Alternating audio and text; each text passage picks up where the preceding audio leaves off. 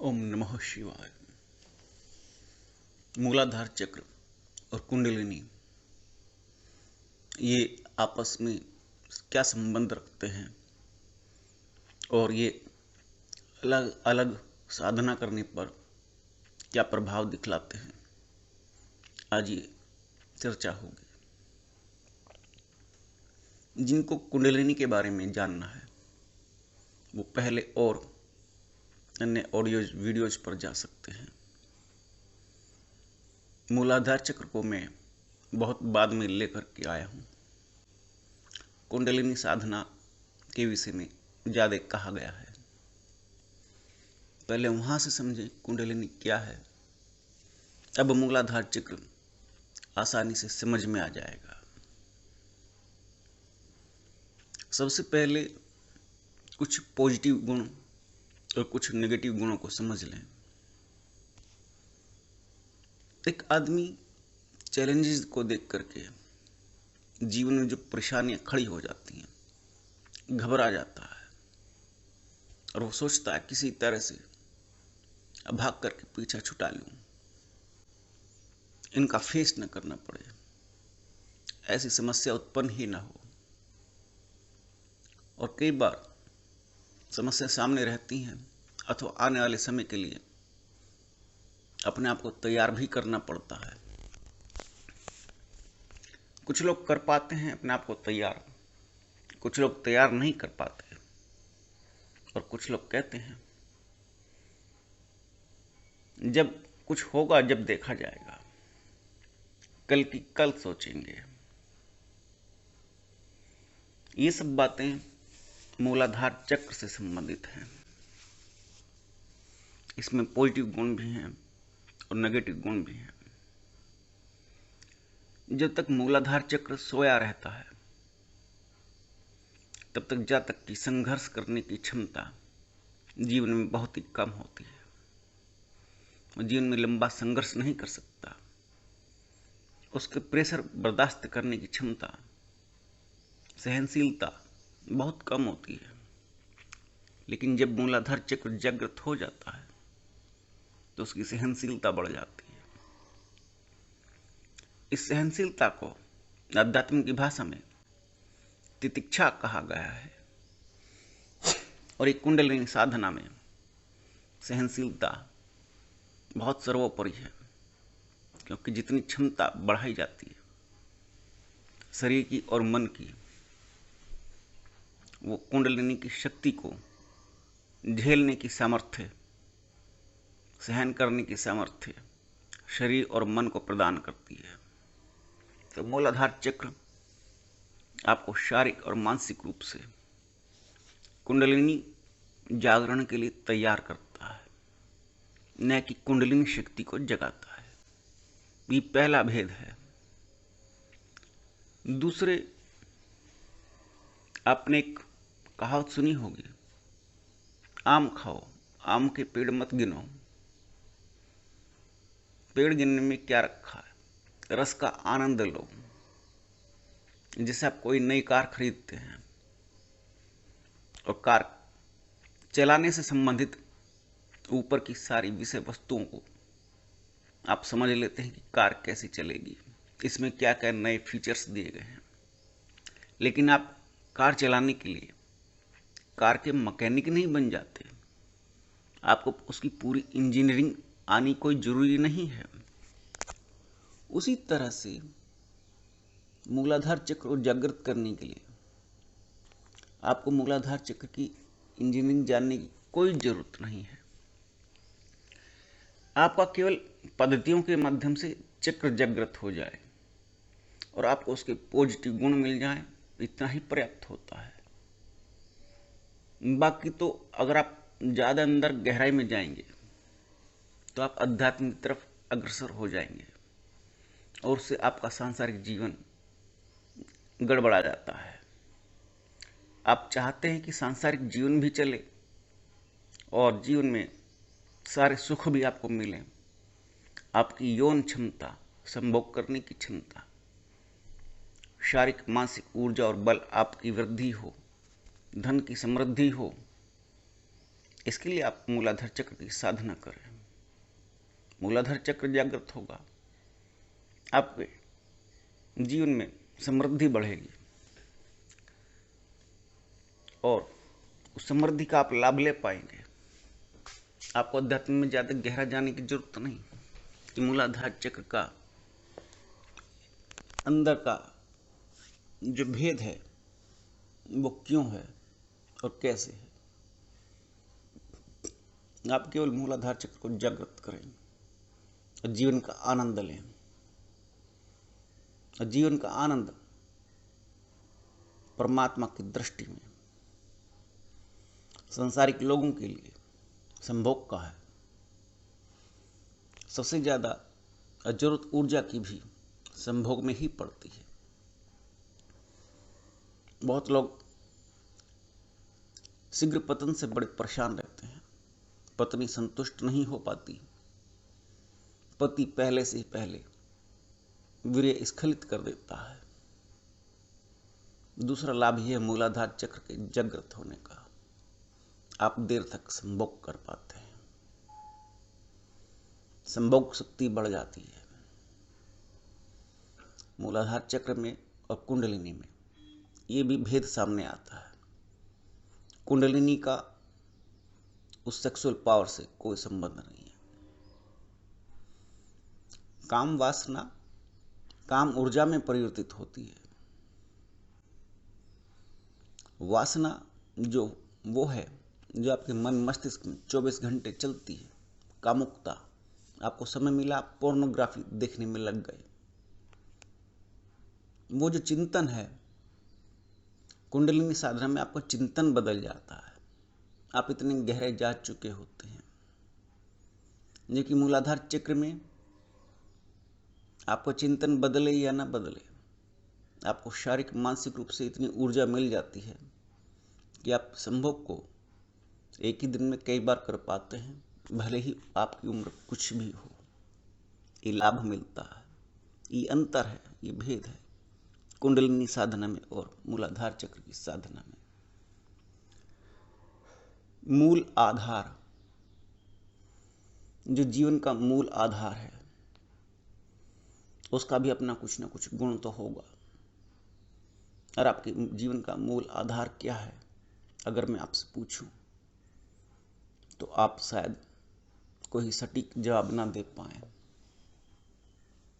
आपके जीवन का मूल आधार है सांस लेना, क्योंकि आप भोजन और पानी के बगैर कुछ घंटे बिता सकते हैं, लेकिन बिना सांसों के कुछ क्षण में ही आप मृत हो जाएंगे।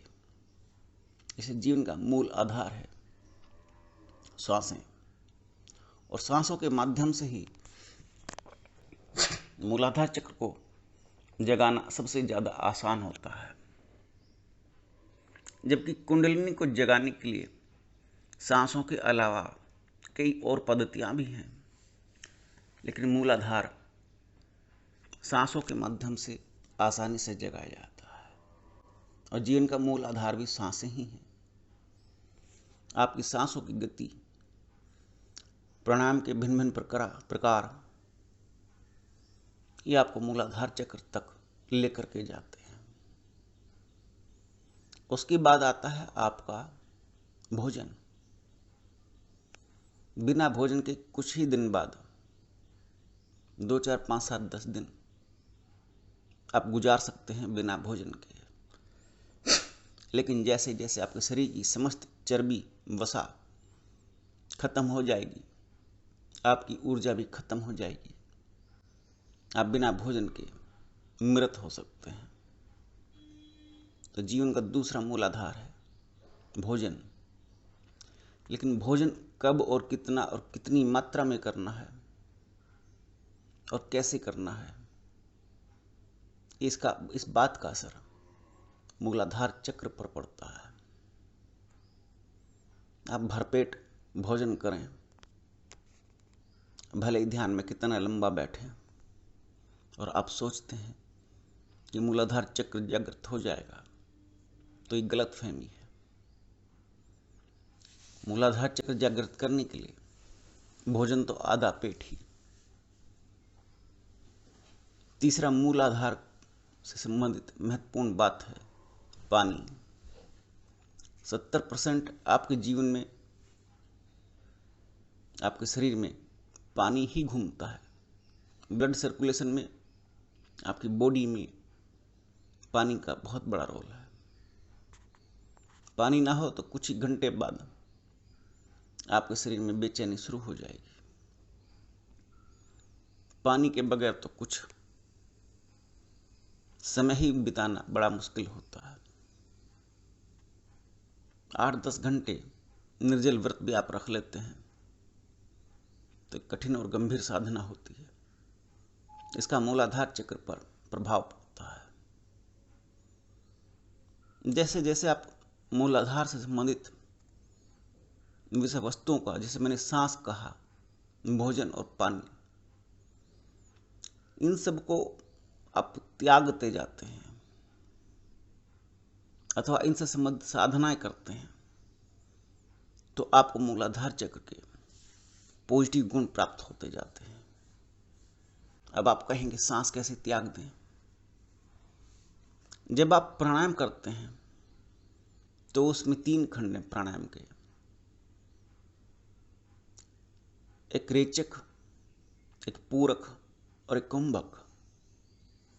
और इन तीनों के अलावा जब ये 3 प्रक्रियाएं पूरी हो जाती हैं तो स्वतः जो अवस्था आती है वो अवस्था बिना सांस की भी होती है। बिना सांस के आपकी बॉडी स्टेबल हो जाती है, स्थिर हो जाती है कुछ क्षणों के लिए, और फिर ये धीरे धीरे अभ्यास से ये अवधि बढ़ने लगती है बॉडी की स्टेबल होने, स्थिर होने की।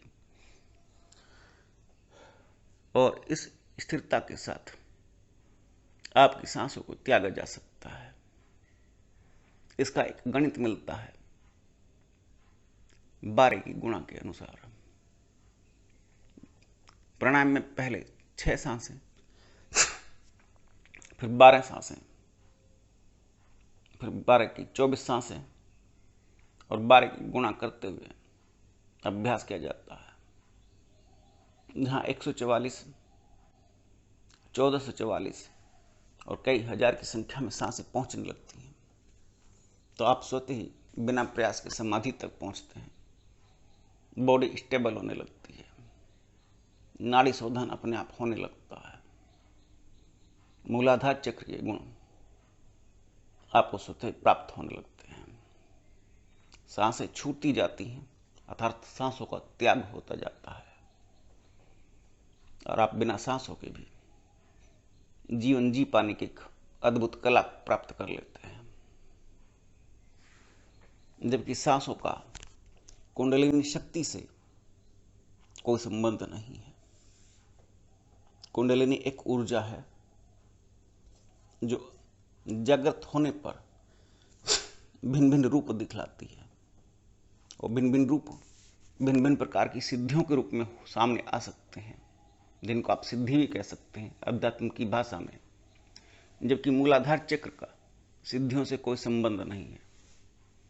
मूलाधार चक्र की साधना, अगर मैं बात करूं सांसारिक लोगों के लिए, तो आपको जीवन में भौतिक समृद्धि, शारीरिक और मानसिक सुख, धन का सुख, इस तरह के सुख प्रदान करेगी। इस तरह से आपको डेवलप हो रही उत्तम स्मरण शक्ति, संघर्ष करने की क्षमता, सहनशीलता, धैर्य का गुण, मोह का कम हो जाना, ओवर थिंकिंग छूट जाना और बहुत सारे पॉजिटिव गुण आपको मिल जाएंगे। जबकि कुंडलिनी शक्ति इन सब से कहीं परे, वो तो सुनने की गहराई से भी कई हजार गुना अन्यत्र कहीं और कोई और पावर की बात होती है। तो ये भी भेद है। तो मूलाधार चक्र में जब आप पहुंचते हैं तो पाते हैं कि मूलाधार और कुंडलिनी दोनों में भेद है। अब ये भेद कैसे समझ में आता है? जब आप थोड़ा गहराई में पहुंचते हैं। जैसे सुनार आपको अंगूठी सोने की अंगूठी किसी प्लास्टिक की डिब्बी में रख करके देता है, और वो डिब्बी आपको एक छोटे से कपड़े के पर्स में रख करके देता है। तो ये तीन आवरण और तीनों की अलग अलग सत्ता, एक पर्स, एक प्लास्टिक की डिब्बी और एक सोने की अंगूठी। तो मूलाधार चक्र में सोई हुई कुंडलिनी शक्ति बिल्कुल ऐसे ही है जैसे आप प्लास्टिक की डिब्बी की अलग से बात करें और एक सोने की अंगूठी की अलग से बात करें। मूलाधार चक्र में सोई हुई है कुंडलिनी शक्ति, उसका स्थान है, लेकिन मूलाधार चक्र और कुंडलिनी दोनों ही अलग अलग हैं। दोनों के अपने अपने प्रकाशिक गुण हैं। प्रकाशिक मीन्स लाइट्स, एनलाइटनमेंट।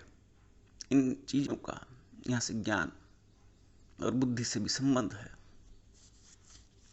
कुंडलिनी शक्ति बुद्धि से और विद्या से परे चली जाती है, लेकिन मूलाधार चक्र बुद्धि और विद्या को शार्पनेस देता है, शार्प मेमोरी प्रदान करता है। किसी भी सांसारिक व्यक्ति को प्राणायाम, भोजन, पानी, आहार विहार, जीवन के संतुलन को बनाने में ध्यान देना चाहिए। मूलाधार चक्र की साधना करनी चाहिए। बहुत सारे अनगिनत लाभ मिलते हैं और प्रत्येक मनुष्य को इस विषय वस्तु की जरूरत भी होती है। समझता हूं कि आपको आज इन दोनों में, कुंडलिनी में और मूलाधार में क्या भेद होता है, समझ में आया होगा। जो और गहराई में जाना चाहते हैं वो मेरी ब्रह्मचर्य की पुस्तक किंडल पर जाकर के पढ़ सकते हैं, जो कि ब्रह्मचर्य के माध्यम से ही लिखी गई है। ब्रह्मचर्य के न तो स्टूडेंट मिलते हैं न टीचर मिलते हैं।